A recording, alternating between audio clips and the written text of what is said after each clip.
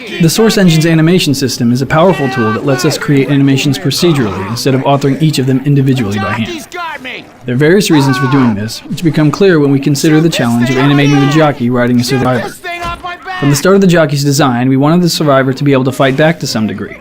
With that in mind, we decided it would be vital for the survivor to know the jockey's intent, regardless of how successful he was at acting on it. So even though you may be stuck against the table going nowhere with a jockey on your back, we want you to understand that the jockey is really trying to get you out that door at the end of the room, and around a corner where your friends can't help you.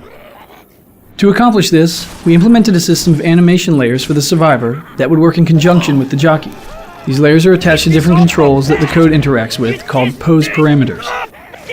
The first layer consists of the survivor's upper body from the waist up, which allows the survivor's reactions to work in sync with the jockey's motion. The second layer is the survivor's locomotion, constrained to the lower half of his body from the waist down. So, in the scenario we just described, when the jockey is in full control and has a clear path to the door, the code tells the upper body of the survivor and the body of the jockey to lean in that direction, and sets a pose parameter for the survivor's legs to move along that vector as well.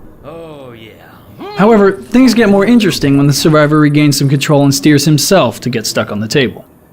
Even though you've stopped moving towards the door, we don't want the jockey's animation to suddenly sit straight up and give the impression he isn't still trying to steer you there. By splitting the survivor's animation into two different animation layers that we composite together, your upper body and the jockey can remain leaning towards the door, while the code tells the legs to stop walking because you're stuck on the table and can't advance.